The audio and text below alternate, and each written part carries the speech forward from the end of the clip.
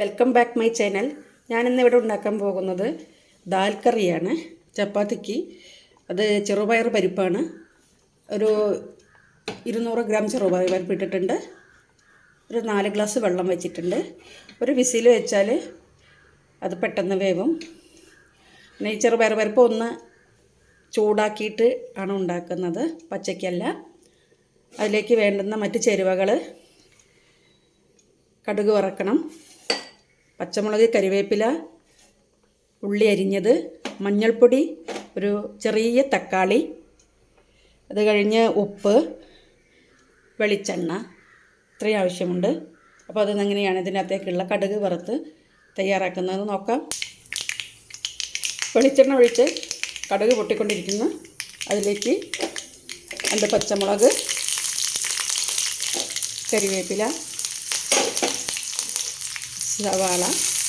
സവാള പൊടിയായി കരിയണം, അല്ലെങ്കിൽ ചെറിയ ഉള്ളി ചെറുതായി കരിയണം. ഇതൊന്ന് വഴന്ന് വരുന്ന സമയത്ത് തക്കാളി ഇടണം. അപ്പോൾ മുളക് പൊടിയും മറ്റ് മസാലകളൊന്നുമില്ല, എരിവിനുള്ളത് പച്ചമുളക് മാത്രമാണ്.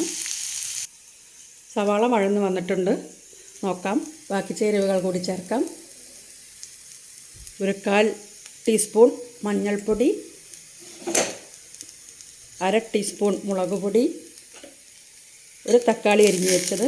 ഇത് ഒന്ന് വഴറ്റിയിട്ട് പരിപ്പ് വെന്ത് കഴിയുമ്പം അതിലേക്ക് മിക്സ് ചെയ്യുകയാണ് ചെയ്യുന്നത്. ഇത്രയേ ഉള്ളൂ ഇതിൻ്റെ പ്രൊസസ്സർ. അപ്പോൾ ഇത് വഴന്ന് വന്നതിന് ശേഷം നോക്കാം. പരിപ്പിൻ്റെ വിസിൽ വന്നതേ ഉള്ളൂ.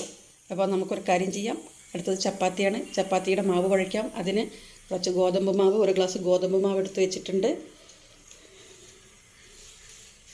ഞാൻ ചപ്പാത്തി മാവ് കുഴയ്ക്കുമ്പോൾ ഒരല്പം എണ്ണയും ഉപ്പുപൊടിയും കുറച്ച് തൈര് ചേർക്കാറുണ്ട്. ഒരു 2 ടേബിൾ സ്പൂൺ തൈര് ചേർത്താൽ നന്നായിരിക്കും.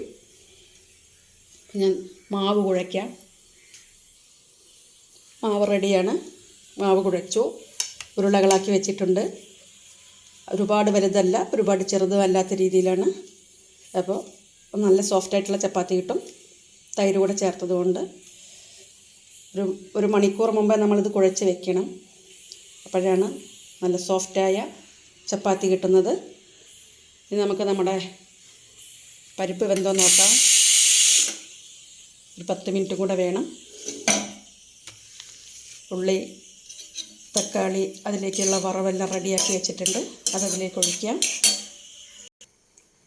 ഇപ്പോൾ ചപ്പാത്തി പരത്തി ഇട്ടിട്ടുണ്ട്. ദാൽ കറി റെഡിയാണ്. അധികം വെന്ത് പോവാതെ കുഴഞ്ഞിട്ടുള്ള ദാൽ കറിയാണ്, ഒരുപാട് വെള്ളമില്ലാതെ. ഇത് മിക്സ് ചെയ്യാം. എൻ്റെ ചാനൽ കാണുന്നവർ ഒന്ന് സബ്സ്ക്രൈബ് ചെയ്യണം, ലൈക്ക് ചെയ്യണം, കമൻറ്റ് ചെയ്യണം, ഷെയർ ചെയ്യണം. അപ്പോൾ എല്ലാവർക്കും നല്ലൊരു ശുഭദിനം നേരുന്നു. അടുത്ത വീഡിയോയുമായി കാണാം.